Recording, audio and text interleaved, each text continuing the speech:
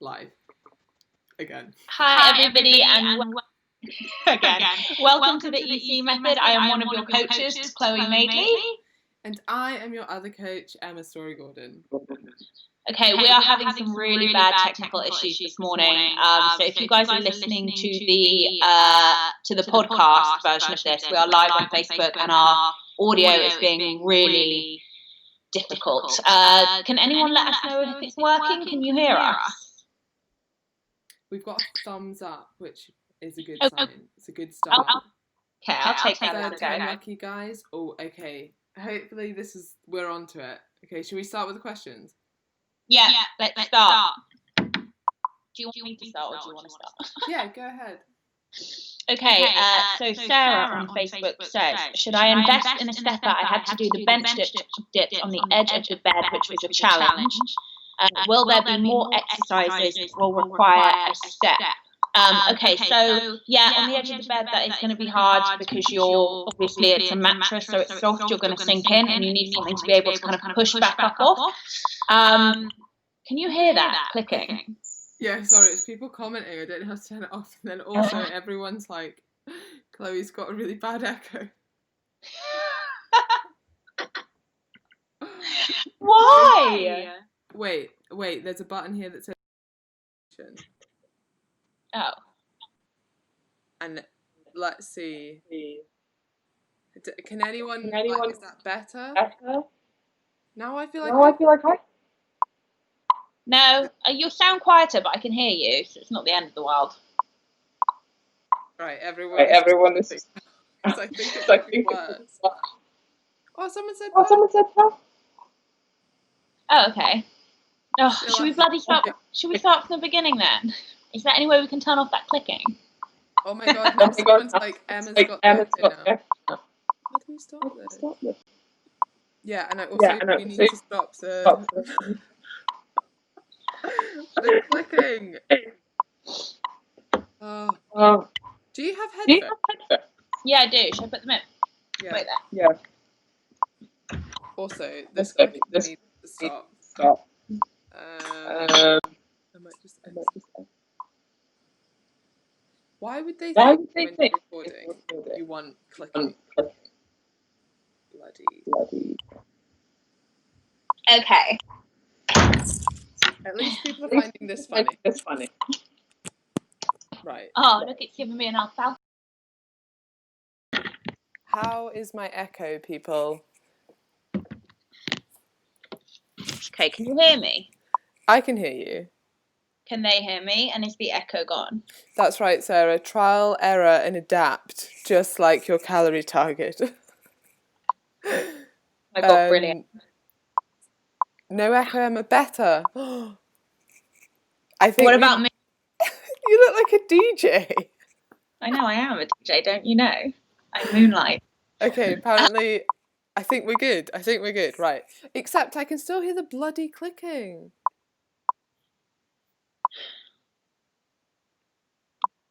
This is where, like, it's good that we have Emma. She's the nice one, and I'd be like, guys, just stop commenting, okay? But why would a recording think that you would want to hear that? I mean, I think Facebook have a lot to answer for, let's be honest. This is small change. Chump change? Oh, okay, wait, options. Sound effects, no. Okay. I think we're good. I think there's no clicking. Should we just start from the beginning for the podcast sake, and you can cut all this out, and then everyone on Facebook can just have the lols of Emma and I being complete douchebags? Yes. No one else needs to know, guys. Okay, I'm ready. Right. Hi, everybody, and welcome back to the EC Method podcast. I am one of your coaches, Chloe Madeley. And I am your other coach, Emma Story-Gordon. This is about the fourth time I've said this sentence now. So those of you listening to the podcast, we are currently live on Facebook having some mega technical difficulties, but I think we have solved it. Yeah? Yeah, I think we're good. Everyone's saying no clicking, all fab now. Good. Well done, Emma. Oh, poor Emma always has to throw out all the technical stuff because I don't know what I'm doing. Okay. Right, let's start from the beginning. Sarah Smith, who is one of our clients, said, should I invest in a stepper? I think she means bench by that. I had to do the bench dips on the edge of the bed, which was a challenge. Will there be more that require a step over the next 8 weeks? So it will be hard on the bed because you need something to push up off, and obviously a mattress is soft, so you're going to sink down into it. Actually, it's probably going to give you quite a good bang for your buck in terms of double the challenge. But yeah, you need a stiff surface, so a table or a chair.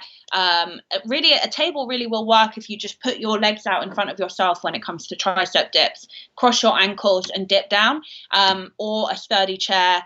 You don't need to buy a bench. I do find though it can be quite a good investment if you've got some weights at home as well, because you can do stuff like step ups on them.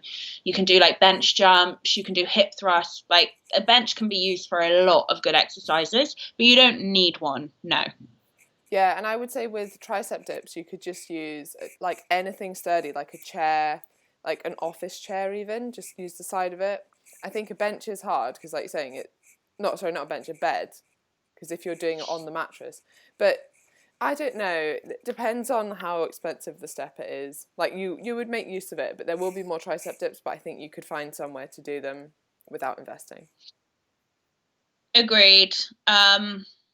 Okay, someone says, what brand of microchips do you buy? Is there a better one for a diet than others? You've mentioned them the other week, and I want chips. So I wasn't talking about microchips, that's for sure. I'm pretty sure they'll be pretty high fat, just based on the fact that they have to cook in the microwave. I like the 5% McCain oven chips. You get a really good calorie bang for your buck for 100 grams. I think it's like 130 calories, maybe. It's really good. Emma? Yes, I think I got like a Tesco one that was like 30% less fat or something like that. But yeah, if you just go and you look for the reduced fat ones, the thing is, they're basically just chips with like a bit of like oil on the side or whatever. You could make them yourself if you wanted to as well. But what I will say is only because I'm sure I remember Dr. Mike posting about microchips, and they were actually quite low in calories. And I was really surprised as well, because I was like, yeah, that's what I was. I think you don't get very many chips. I think though, loads of companies do that. So Weight Watchers bread, I looked at the back of it, and it's per 100 grams. It's basically normal bread, but the slices are thinner, or it's smaller. Yeah, like why are you paying more for less? It's really interesting. Portion size, but actually, there's a good lesson. It's annoying that companies do it, let's be honest, because not everybody wants to diet. But at the same time, it's a good lesson to learn in portion control. That, also just a side note on what we think is bad food is actually quite you get like quite low calories. Instead of ordering like a Domino's pizza, which is going to be like 2,000 plus calories, you can get a McDonald's and like pretty much stay in your dieting calories for the day. Like it's actually really not that calorific at all, unless you go for something mega, like a large Big Mac meal with a cut. Like don't do that. But like in terms of like some chicken nuggets or a cheeseburger and some small fries, it's pretty good. Yeah, not bad, is it? And also the wraps from there are really good. Yeah, they are really good. Obviously, it's not the healthiest food in the world, but, just giving you a bit of a diet hack. But if you're, like, on the go or something, or I find it's always service stations that don't have very much. You can buy, like, a £8 sandwich from M&S, which still has loads of calories in, or you can get a wrap from McDonald's for £2 or something. Yeah, exactly. And, yeah, I agree with you. I think, but also, like, with fast food joints now, most of them will cater to healthy eating. So forget dieting and calories, because you can probably find something on the menu that's low in calories somewhere. But specifically in terms of like healthy eating, there are a lot of fast food joints that do some good options. Okay, how do I convince myself that this time I'm going to achieve the fat loss that I want? It's not about convincing yourself that this time you're going to achieve the fat loss that you want. You have hired Emma and I to be your coaches, so we tell you what to do. It is your job not to overthink it, not to over-question it, not to over-emotionalize it, but to execute it. And that's it. Just think of it like 1 + 1 = 2, and don't go off on a mental tangent, because that is when you will go mad. Mm-hmm. I think people do overcomplicate fat loss and then almost convince themselves that they don't know how to do it, which is kind of what we want to take away. And we want you to look at it from a really rational and pragmatic manner, in that you have some excess energy that is stored as fat. We want you to lose that, or you want to lose that, more to the point. That's why you come to us. we need to create an environment where you're going to have to use that stored energy for fueling your day-to-day life. And that's how you're going to lose body weight or body fat. And people so overcomplicate that so much and get hung up on, I don't know, not eating carbs or not eating at a certain time or feeling like they can't because their hormones are different than someone else. Like, we will help you get results, we will support you to get there, but making it really simple, because it is simple. It's not easy, but it's simple. I agree. I know, I said this in the last live we did, it's our job to stress about it, not yours. If you're not seeing results, you tell us, and then we're going to be like, okay, we need to think about this. It's not your job. That's why you're hiring us. That's what we're doing here. Okay, Sarah Shepherd, Emma, I'll let you answer this one. I don't know if this is a stupid question, but I bought Booty a week ago because I've been bloated and I thought they might help. Are these okay to use alongside the plan? And then she's put the nutrition ingredients, which, I'm sure you can guess. Lots of tea bits and added extras for reasons, which I'll let you elaborate on now, Emma. Do you know what? I would say probably one of the only good uses for it might be if you're like bloated / constipated. And then you're just, because basically it's laxative, isn't it? It has a laxative effect. Yeah, it's a laxative. And I'm not sure, like, because I've never actually bought one and read, like, what you're meant to do. But I think part of it is just that you're drinking tea instead of eating. Like, it's something else to do. Same with when they brought out those weight loss lollipops and things like that. It's like, it would work if it stopped you eating. If it's like, oh, instead of snacking, I'm just going to have this cup of tea. So I think it's a bit of a distraction. I wouldn't recommend it, no, because you might get worse digestive issues the other way. So yeah. This is what I would say. I think so. You have a daytime tea and a bedtime tea, and obviously, unsurprisingly, there are ingredients in it like dandelion leaf. Ooh. So yeah, exactly. So okay, let's just break it down. There's nothing wrong with having these teas every now and again, as Emma's right, if you're constipated. Essentially, it's a laxative, okay? So dandelion leaf is what's the word I'm looking for? When it makes you pee a lot. Makes you pee. Oh, diuretic. Yeah, it's a diuretic. Yeah. So a lot of bodybuilders used to, not now because obviously bro science is kind of dying out, but they used to kind of load up on dandelion tea or dandelion supplements around show day so that they would drop all their water, right? It's not great. And I personally would not recommend it at all. However, if you are constipated and you don't have any Senecot in the house, go for the Booty. That's absolutely fine. In terms of having it every day around your meals, it's really not going to be great. It's not going to be great for your hydration. And also, if you're shitting out all the nutrients that you're taking in, sorry, but if you're getting rid of all the nutrients in your food that you're taking in, you're probably going to be a bit malnourished by the end of the day, week, month of constantly going to the toilet. But Emma's right. It is essentially a laxative. If you need it one day because you're constipated, or even 2 days on the trot, no pun intended, go for it. Yeah, I think, and that's why it's so popular, isn't it? Because you will see weight loss within a week. Like, you're a bit dehydrated and you've got no food volume in you because you've been shitting all the time. Like, you'll see a couple of pounds drop, and that's often what makes people think, oh, this works. But you can only be so dehydrated. Like, after a point, that big chunk is going to stop. And it's the same as when, or similar to, like, some people might see 3 or 4 pounds drop in the first week here, because maybe they're eating less carbs, they're eating less salty food, they've improved like the quality of their diet. That's not all fat. A lot of that will be water. But I think people sometimes expect to keep losing 3 pounds a week, but there's only so much like excess water that was used to store carbohydrates there to lose. Once you've lost that weight loss will slow. That doesn't necessarily mean that fat loss has slowed.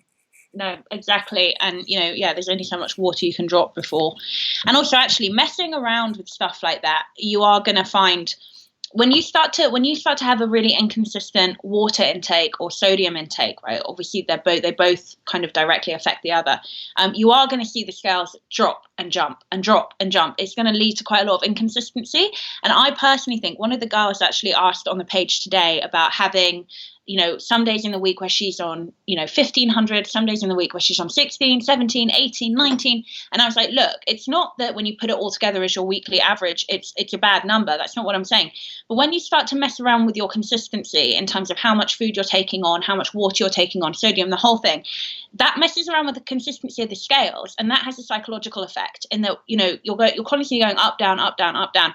We actually want to try and get you some kind of consistency, because I think mentally it then becomes a lot easier to know where you are, to adhere to the diet, to adhere to the training, and to know if you need to add on a few thousand extra steps or 5 minutes of the workout or drop 100 calories. And you kind of know, you have a really good solid database of where you're at, where you've been at for the last 2 weeks, and what your options are. But if you're constantly messing around with things that are going to affect the scale in the short term, it's really hard to kind of clear through the water and see exactly what your body's doing. Literally the water. Yeah, literally. That muddy old that is such a good point. And I think we encourage people to be flexible, as in, oh, okay, so you've got an event at the weekend you want to save some calories for, that's absolutely fine. But then you do have to be aware that, like Chloe's saying, that will affect your weight. And if you wanted the most sort of accurate representation of scale weight, you would keep your calories pretty much the same every day. And that's also going to help you fuel your training. But you are right, if you eat more the day before, you're probably going to weigh a bit more. Might be a bit of food volume, it might be because you had some saltier foods and you're retaining a bit of water, more carbohydrates. So yeah, do be aware of that, and don't let that, if you are going to do that, fine, but then don't let that put you off on the scales. Yeah. Don't take it seriously. This is a good one. We had this last time, but I like this question. How long after our workout should we eat? Should we wait? Also, would you limit the amount of protein powder? So we said this in the last live. The anabolic window is actually a lot longer than people think it is. So if you, I know for a fact that James can't eat for at least an hour after he's worked out. I'm the opposite. I'm all I think about is food all day long anyway. So I'm like, food. And I go straight in. I would love it if you guys could eat as close to post training as possible, because it is kind of a really optimal time for you to get in your calories, get in your protein, get in your carbs. So as close to post training as possible, but do not shovel it down if you can't hack it. Just wait a bit, wait till you need it. And the last thing, would you limit the amount of protein powder? Yes and no. Protein powder, as I said before, is a great fast digesting direct hit of protein to your body and to your muscle. But obviously it is processed, which is fine.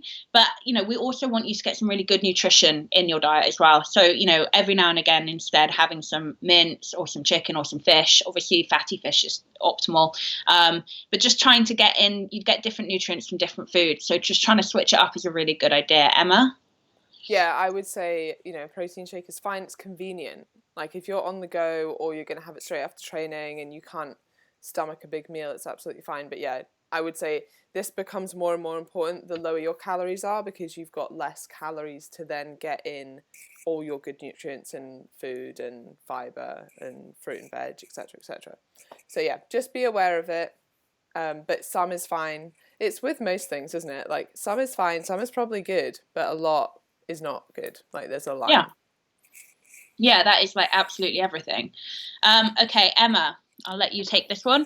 I tend to get in 15,000 steps early, but then I'm stuck sitting down for the rest of the day. Does it matter if I do all of my steps at once, or do I need to spread it out throughout the day? I feel like I am a couch potato. Smiley face. Okay, so yes and no. It's amazing that you're getting the steps in, and the energy expenditure that you burn doing those steps doesn't matter if you do them all in one go or if you split them up throughout the day. So in terms of your fat loss, it's fine. In terms of your health, it's actually been shown that the longer period of time you spend sedentary, the worse that is for your health, even if you're active with that time. So you do want to break up that time, and I don't know your situation, if you're at home working from home, or if you're at work or whatever, but it can be as simple as going to the toilet once an hour or getting up. And I've done this before with clients. I'll set them a task of doing, say, 100 squats a day, but I don't want them to do it in one go. I want them to get up, every time they come in the door, they do 100 squats or something, just to mix up. If people are working at home, you do tend to sit all day, and that's not necessarily a good thing, not for your health, but also your joints. And when I say health, I think the study was looking at risk factors of cardiovascular disease and how insulin sensitive you are as well. So I would say try and break up your sedentary time with something. It could be as simple as just getting up and doing 10 squats and then sitting back down. It doesn't have to be a huge walk or take up a hell of a lot of time. Just sort of focus on, I think some people's Fitbits buzz, don't they? Yeah. They're like, you've not been active for an hour or something. So you could use something like that. The nanny state Fitbit. Yeah, I know. I love that advice, by the way. I think I'm going to do that. Think about it, because you could do like 10 sets of 10 just throughout the day, like, or basically every on the hour, or you could do like, 3 or 4 sets of 30, 20. I mean, that's great advice. I love that.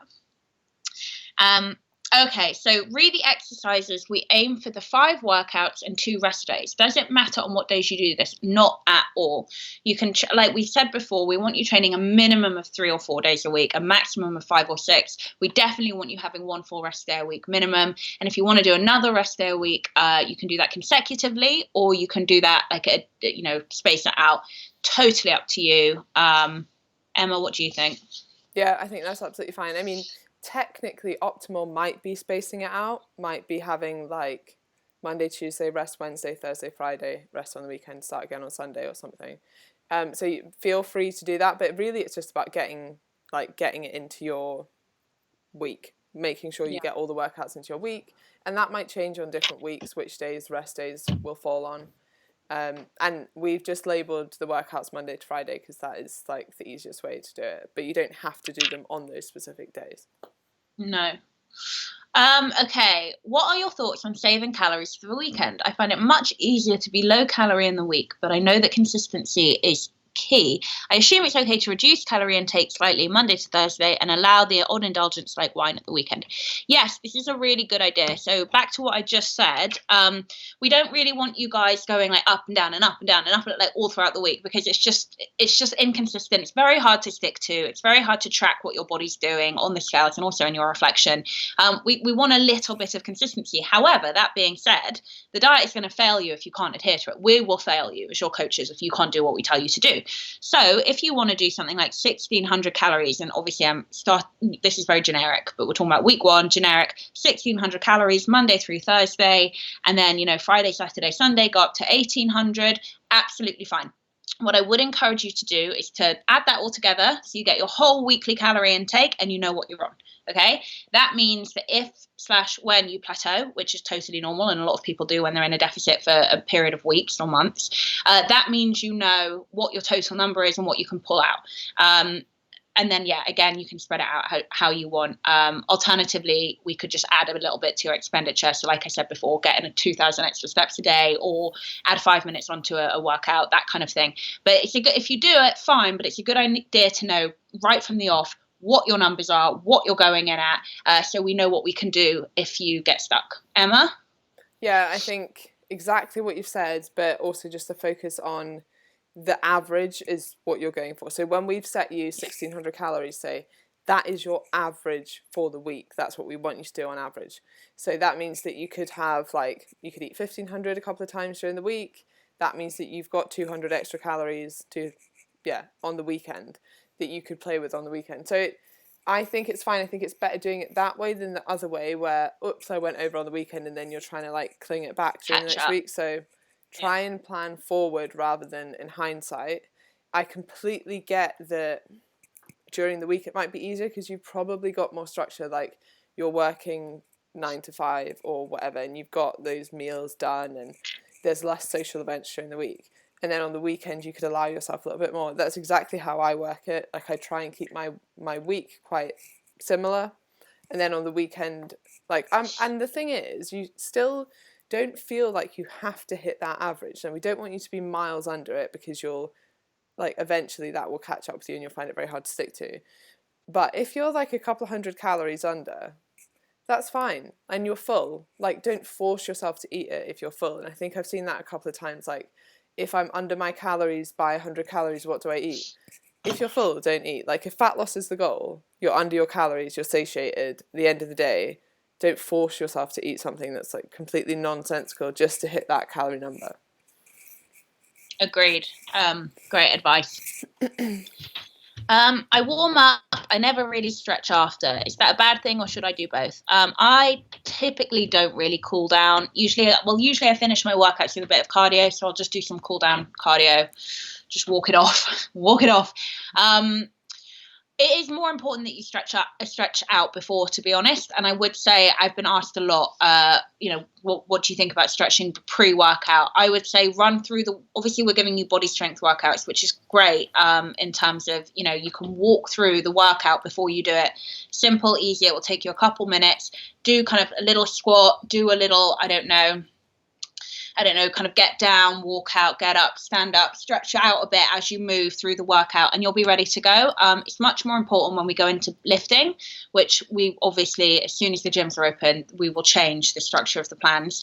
And some of them will be for people who still don't. I know that a lot of my followers don't always want to go to a gym, which I wish they did, but I can't force everybody to go and lift.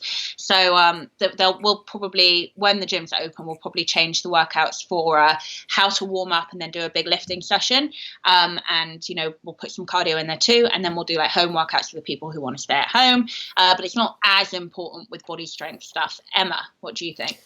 Yeah, I would 100% agree. I think there are quite a few people doing the gym workouts, so if you are, there's nothing like really special. Like I would normally walk for a little bit on the treadmill, do 10 squats, 10 push-ups, 10 lunges, probably do I would do this on any exercise, do a bit of a lighter set to start with, make sure you're getting the feeling of it, and then move on to your working sets. So those are the sets that we've set you. It's nothing particularly special. What I would say is to avoid static stretching before exercise. Oh yeah. Because this is sort of like old wives thing now, isn't it? Like you still see a lot of people in gyms like doing static stretches before the workout, and that's not a great idea. No, every warm-up stretch that you do should be dynamic, meaning you should be moving, at the very least just little pulses, little bounces. That's kind of how I do it. I'm like, just walk through the workout, like Emma said. Like if you're going to do squats or you're going to do deadlifts, just do the move unweighted, little pulses throughout, and everything will get nice and warm. Okay, Emma, I'll let you take this one. Can I split my snacks up instead of blending a banana into a protein shake? Can I have it on its own later and still have one snack remaining? DA Story has said yes, as long as it's in your calories. Exactly. Emma, do you want to drive that home? Yeah, I think remembering that it is the average calories over time that are going to dictate your body fat stores. So literally by looking at someone, you can tell how many calories they have had over time compared to their expenditure. That is your body composition, aside from muscle mass, which would be affected by if you're lifting weights or not.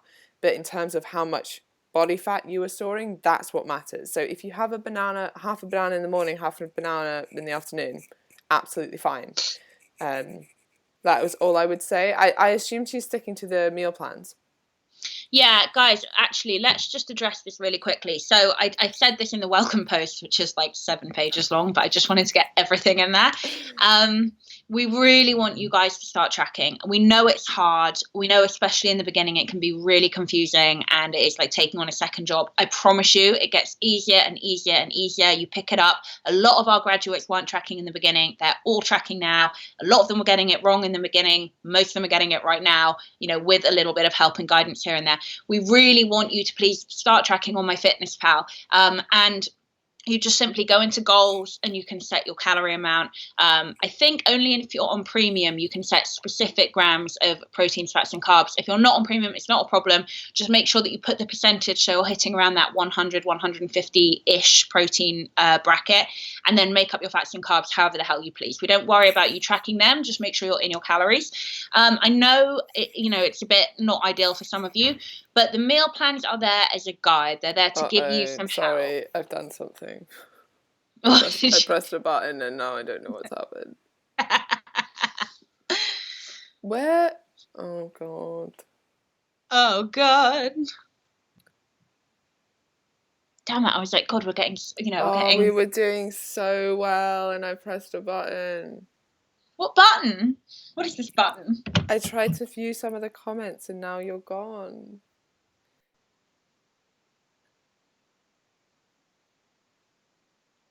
Oh wait, we're back. Okay, sorry about that, guys. Sorry, guys. Someone had said I'm tracking and it's great fun, and I wanted to be like, oh, that's great, and I ruined it. So I'm sorry, but we're back. Okay, it's fine. Tracking is. When you get the hang of it, it is. I know it's a bit of a slog, but you'll get there. The meal plans are a guide, so 1,500 calories. It's pretty guaranteed.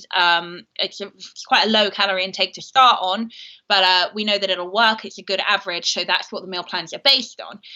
However, they are just a guide, and they're there to kind of give you an idea. One thing I will say, if you really are anti-tracking, someone was asking about portion sizes, think of it like hands and fists. This is really helpful.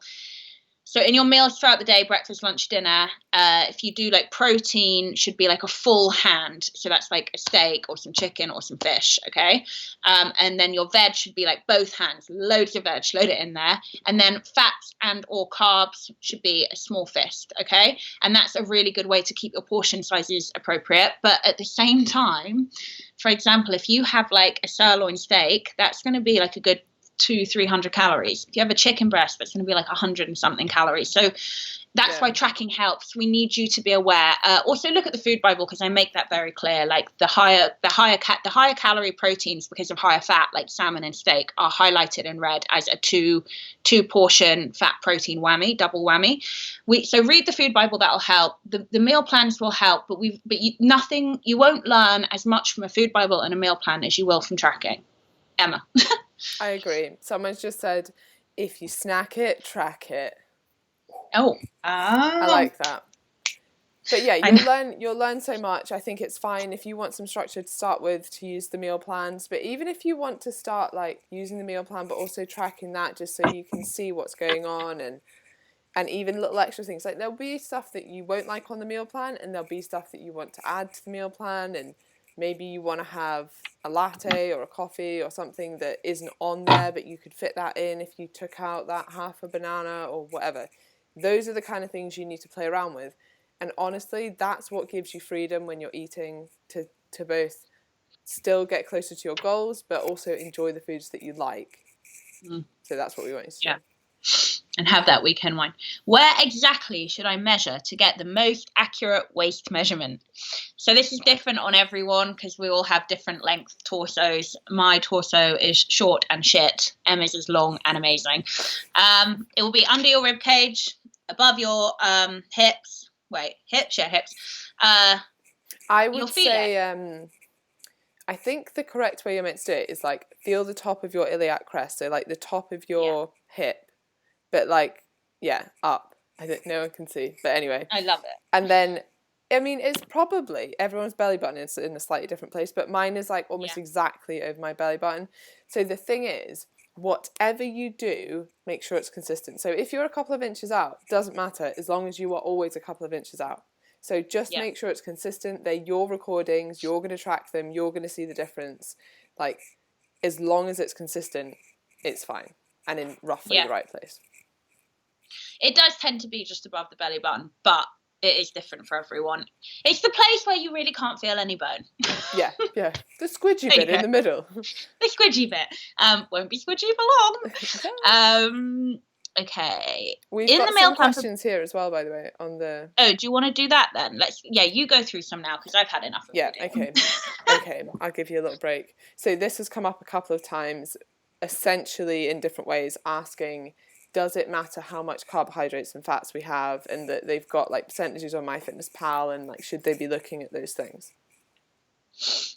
We just really want you hitting your calories. That's the main thing. We also want you hitting your protein. That's incredibly important. And we also want you getting your veg in. That's also really important.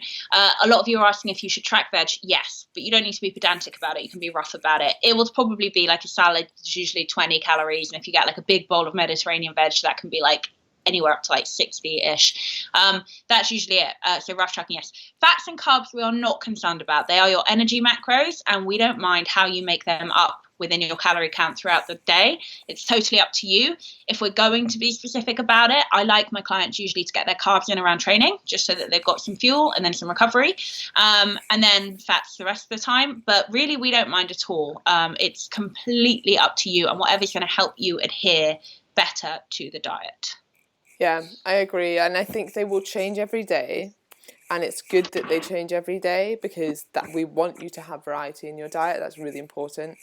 And yeah, I wouldn't get too stressed out about it. What I would say is we don't want you to go like really low carb or really low fat, because both of them are important. But it's very unlikely that you're just going to sort of fall into a ketogenic diet or something. It would be ridiculous. Oh God, no. Yeah, so make sure you're getting all the good stuff in, but generally don't worry about it. And the thing is, like, tracking, as we said, when you're starting out, is hard enough. Like, just to hit your calories, that's your priority, is to hit your calories. Then we want you to really focus on getting in enough protein. And then the fats and carbs don't hugely matter, but when people, like when coaches give you carbohydrates, fats and protein targets, it is ridiculously hard to hit all of them unless you basically just eat the same thing every day. And that'll be what would happen, because it's so hard to do that you would be like, oh, I can't be bothered to change any of this, because this meal will impact that meal, and then I won't have any fats, and then I'll just have to, my last meal will just be fats or whatever. It just all gets really complicated. So I would it doesn't matter for fat loss. So you will find a preference. For example, when I'm dieting, I quite like going lower carbohydrate, but that's same. Completely different for everyone. Yeah, it's completely different for everyone. And also, like, in terms of really when it comes to men and more muscle mass and the bigger they are, I tend to, I'm training a massive Kiwi writing out nutrition plans for a massive Kiwi powerlifter right now. And I do not want to touch his carbs for as long as is humanly possible. However, for me personally, and I weightlift every day, when I'm in a diet phase, just like Emma, I prefer to pull from carbs. It's just much easier for me to stick to. It's very, very simple. And fats are, to be honest, slightly more important in terms of, them being an essential fatty acid, and carbohydrates are really great for, training and recovery, but they're not super, super essential. So it's a very easy way to do it and stay nutritionally sound. But generally speaking, if you're in your calories and you're getting your protein, we don't care. Yeah, I think that's something a lot of low carb people like to talk about as well, the fact that carbohydrates aren't technically essential, but it is a good thing to sort of note that, like, not to worry too much. Yeah, obviously fiber, fruit, veg, minerals, etc. But your body can make its own carbohydrate. Well, it can make its own glucose. So that's how your blood sugar stays in a healthy range despite not eating very much carbohydrates.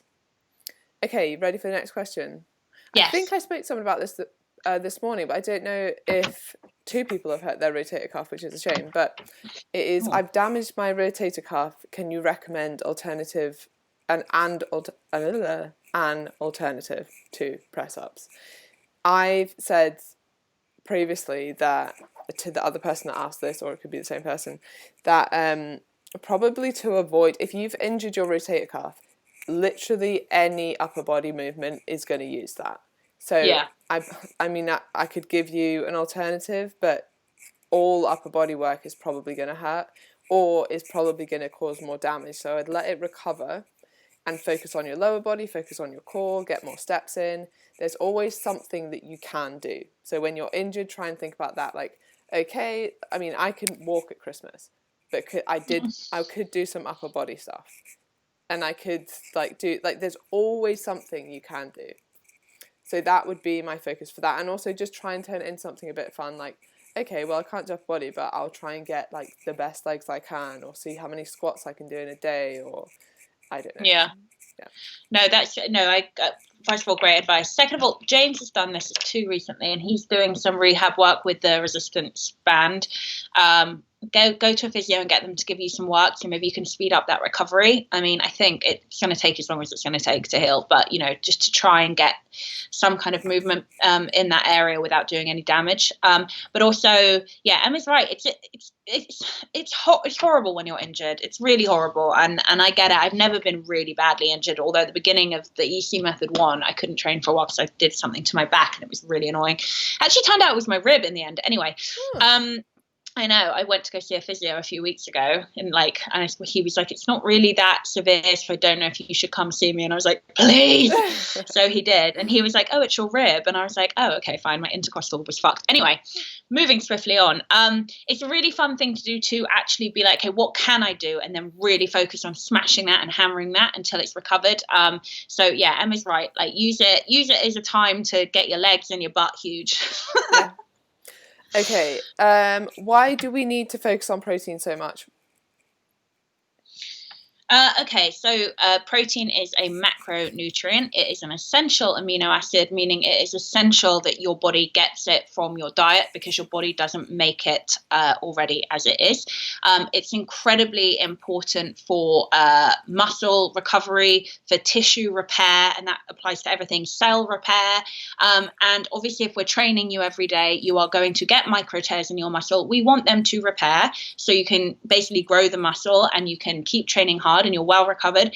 But also on like a cellular base level, like protein is hugely important for the human body. So you really have to get it in.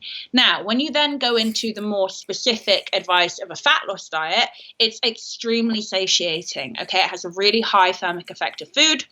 It's going to make you feel fuller for longer. And actually, Emma, I don't know if you've read this study, but there are studies that took 2 groups of female physique competitors, and they put one of them on their maintenance calories, and then they monitored their body fat, and they were all doing the same training plan, and they were all around about the same age. And they put another one in a calorie surplus via, I think it was 400 calories of added protein.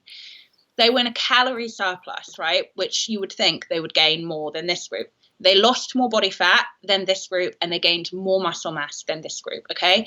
So when you think about it in terms of a physique point of view, not only performance recovery and just general human being needing protein, from a physique point of view, it's going to make you feel full. It's going to have an amazing effect on how your body responds to your diet and your training, and we want you to please hit it. Emma, what are your thoughts on protein?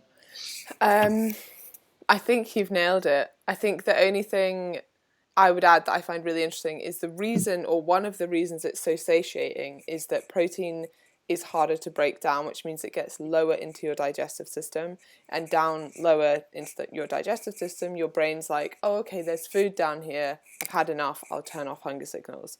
So that and fiber get further down in the digestive system, and that's one of the reasons why they are more satiating, which is quite interesting. But yeah, I think that's the first thing to look at. Like if you're struggling on your diet, getting in enough protein, not only for your physique reasons, but also because it makes dieting easier in terms of keeping you fuller. Mm-hmm. Okay, Yeah. I've done some reading about NEAT, and I'll be aiming for, so this has come up a few times because I think this is the setting on the Fitbit, but 250 steps an hour while working this afternoon, up and down the stairs, given how much water I'm drinking. I'll be using the downstairs loo rather than the upstairs loo across the landing. Oh, that's smart. Yeah. So NEAT is so important and so underrated, and I think even though people sort of know about it now, they still don't like quite comprehend how big a difference that can make. So yeah. We know, and everyone focuses on one side of this energy balance equation. They focus on your diet, when actually it's not like a static thing. You can't just create a deficit on one side, because what you eat will impact how much you move, and vice versa. So focusing on your NEAT, tracking your steps, like everyone should be tracking their steps. And I've said this a couple of times on a couple of different posts, but you don't need a fancy Fitbit. You don't have to spend hundreds of pounds on an Apple Watch. You can use your phone, or you can buy a pedometer, and they're like £3 that you can just stick on the edge of your trousers or something. It doesn't need to be really fancy. It's literally just tracking your steps. And even if it's a little bit inaccurate, as long as it's consistently inaccurate, that's what we're looking for. So you can set a target, you can hit that target, so that when we come to review what you're doing, how many calories you're taking in, we can also see your expenditure and then see what we might change and where we could progress if we need to. Yeah, agreed. Every word. Okay, right. We've got a few more, I think. Oh, that's about fats and carbs again. Someone who drinks peppermint tea to stop bloating. Oh, someone just had a Nutella crumpet for a snack this morning, tracked it, and loved it. I absolutely love Nutella. Just putting it out there. What about a crumpet, though? I love a crumpet with butter. They're so cheap. They're amazing. They're like salted butter. Amazing. That was the most sincere thing I've ever heard you say. Crumpets are amazing. So can I just tell you a story about crumpets? Yeah, so, please do. So James obviously went on I'm a Celebrity. Lol. Had all of his meltdowns live on TV. It was great for me. I felt like drinking my wine laughing. Oh, hang on. I've been signed out. Oh, James! Of what? You're still here. Of Skype. But you're still on my Skype. I can see you. Oh, no, it was Zoom. Right, crumpets, sorry. Anyway. So do you remember they won some like dingo dollar challenge? Oh, lol, I even know that. And he got a crumpet. They got crumpets, and they're such douchebags, the producers. They gave them like half a crumpet each. I was like, oh, just give them a whole crumpet for crying out. Anyway, so he had this crumpet, and he talked about how it was like the best British snack of all time ever. And I got home. I was staying in London with my family when this happened, and I came back home to where we live in Northampton the next day, and Warburton's had sent a box of crumpets. And I was like, fuck yeah. We're still going through them now, like put loads in the freezer. Anyway, it was a really good day for me. Crumpets and butter are the one. Is that what you have? Just butter? Just like salted butter. What do you have on a crumpet? Sometimes honey, because it seeps through. But then it's quite messy, because at the bottom you have the residue of honey, but then at the end of your crumpet you can dip. Oh, Emma, look at that. Do you know what I used to do when I was a little girl? This is disgusting. I would eat mini cheddars, and I would like chew them up so they were all like mushy in my mouth, and then I'd spit it out onto another mini cheddar and make myself like an amuse-bouche. And make yourself a what? Sorry? Amuse-bouche. Oh my god. That's a really strange thing to do. Yeah. Okay, right. I live in Dubai and it's 40 plus degrees. Oh, I feel so sorry for you. What a shame. I occasionally jog outside but find it very hot. Are there any benefits to this, or should I run inside? Our gyms are open here. Oh, do you know what? Piss off with your open gyms and 40 degrees. I would probably run inside. That sounds tough. It's tough, and it's your hydration will take a hit. So yeah, I'd take it inside. Dubai gyms are also amazing. I mean, every time I go, I'll try out a new gym there because I'm such a keynote, and they're amazing. I think we might need an EC Method trip to Dubai. Oh my god, don't. Business, I love it. Obviously. We need to be there. I have noticed Tuesday is lower body. I am playing tennis for 2 hours and that day, and I do full body, blah, blah, blah. What I would do is just swap the lower body day. Basically, he's playing tennis on Tuesday, which is lower body day. Ollie loves a bit of tennis. He loves the tennis. I knew it was him. I can't even see the faces of people. I knew it was him. Yeah, just do it on another day. I actually don't even know if I would give you our training on a day where you're doing 2 hours of tennis. I think that's enough. Yeah, I think that is enough. Maybe do you have any tips for getting back on the wagon after a bad diet day? I find it hard to restart and end up sabotaging any progress I've made. You are not alone. That is a huge issue people have. What I would say as well is people often think like, oh, how do I get back on track the next day? No, get back on track the next meal. Like, that is your opportunity to get back on track. You don't have to be like, well, this day was a write-off. And that's why we're always going on about how it's a calorie average. Like, it's not, and you get this in check-ins all the time, like, oh, I stuck to my calories for 3 days. That is irrelevant. Like, I don't care that you stuck to your calories for 3 days. What did you do the rest of the week? Yeah. It's not how many days you stick to your calories, it is the average. So if you do mess up, and you have noticed that you have, or you overeat a little bit, it's not even messing up, you've just eaten a little bit more. You stop there, and the next meal is a good meal, instead of waiting for the next day. Yeah. But even if you do wait for the next day, it's just about, I guess, also acknowledging that over this 8 weeks, if you have one bad day, it's not the end of the world. But it's actually that mentality. So this is another thing, though, the one won't hurt mentality. If you have that mentality, then one will hurt. Like, if it's always, one won't hurt, have another glass of wine, this, then it will hurt. But if you've slipped up a bit, just get back on track. Don't beat yourself up. Don't self-sabotage. Yeah. Amazing advice. I agree. I think, like, I tend to just say to my clients, there's two options. You completely get rid of it, just throw it out of your brain and crack on. That's how you get back on track. It's that simple. You just go, okay, that happened. It happened. What are you going to do? You're going to cut yourself open and remove all the food. It happened. Crack on. Have a badass workout the next day.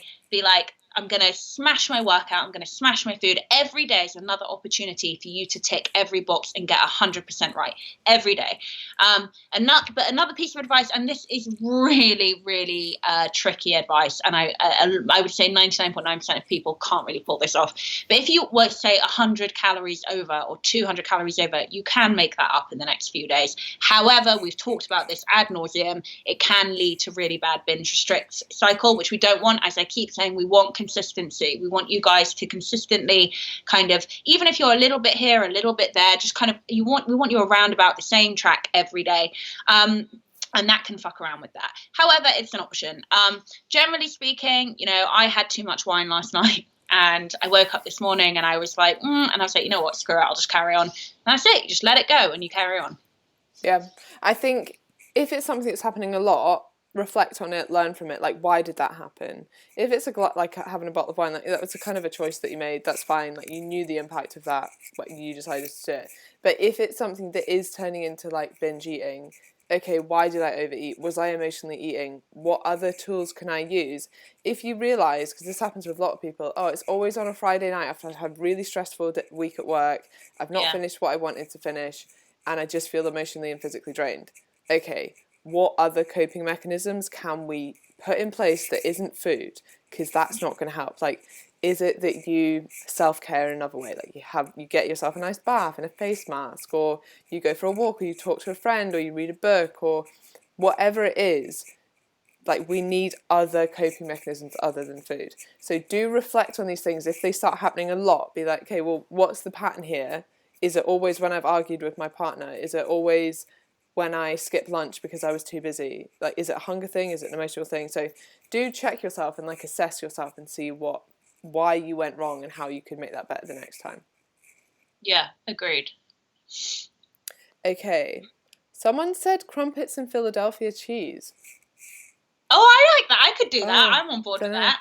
Oh, do you know what I would do? Like a crumpet, but someone's already chewed up mini cheddars and spits it out on my crumpet. That's what I would like.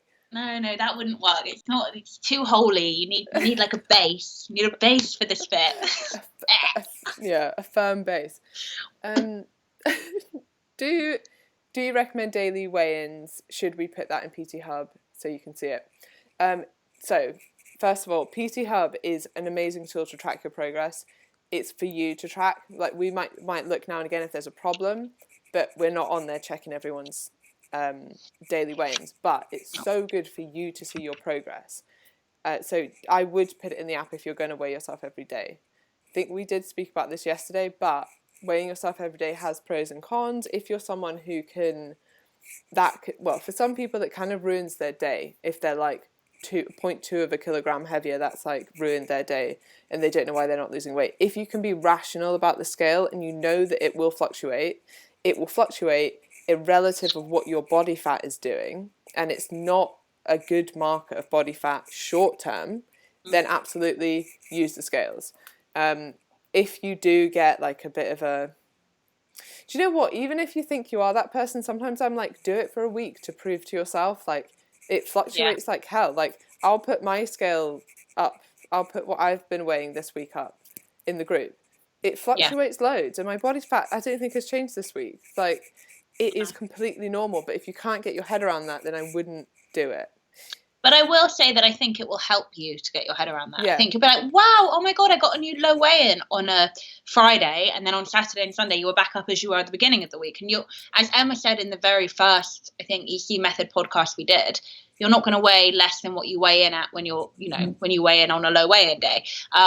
The fluctuations can go up, but they're not going to drop down. I mean, if that makes sense, it's hard to articulate, but that should really show you, like, wow, it's not about body fat. It is about overall mass in my body, your food, your water, your everything. I mean, absolutely everything. I would say everybody, even if you're the kind of person that's terrified of the scales because you had a bad experience, I would agree. Do it for a week, every day for a week. I think it might actually alleviate all of the stress and pressure and emotion that you put on it, and may actually show you what it really is. I think that whole thing of like weigh in once a week, it's the most ridiculous piece of advice I've ever heard. It is though, isn't it? Because you might be catching your peak every week. Yeah. And then you're like, oh, I've not lost weight. But actually, if we look at your lowest number, and the reason we do that is it is quite hard to articulate, but like it can't look like you have less body fat than you do, but it can look like you have more on the scales. So but like the only way is that you could be a little bit dehydrated. But like even taking the average is quite arbitrary, because if you're someone who does fluctuate a lot, that means your average is going to be quite high. Yeah. Especially if you've like eaten like quite a lot of carbs that week. Anyway. No, you're right. I took Emmy's advice on that. I was like always taking the averages, and then she articulated it better than me, and I won't butcher it, but she was like, no, just take the lowest one. And I was like, oh yeah. And also that's actually really good for like mental response and momentum. You're like, oh, okay, it's a good thing to do. I'm pro weighing in every day, and I'm pro taking your lowest measurement. Okay, awesome. And also remember, first thing in the morning, haven't eaten anything, haven't drunk anything, like get up, go for a wee, weigh yourself. Boom. Yep. Okay, when I did this morning's exercise, I didn't do 5 rounds. Is it better to do the rounds or just stick to the time you gave us, which was 30 minutes? Was that a grad's workout or was that mine? Oh, I think, yeah, I don't know. Well, we can answer it either mine way. Was done in rounds. It was 60 you did 60 reps. You did reps, so it'll be mine. Reps. Yeah. Oh, no, it'll be mine. Really? Right, sorry. Say the beginning part again. What was the question again? Really? Well, okay. When I did my... sorry, that's not even what it says. When I did this morning's exercise, I didn't do 5 rounds. Is it better to do 5 rounds or stick to the time which you gave us, which was 30 minutes? I think you put a 30-minute time cap on it. 30-minute time cap. Okay, so essentially it's the full body dumbbell workout. What I want you guys to stick to those minutes, personally. But if you don't, then fine, ask the question, I'll answer it and do it next time.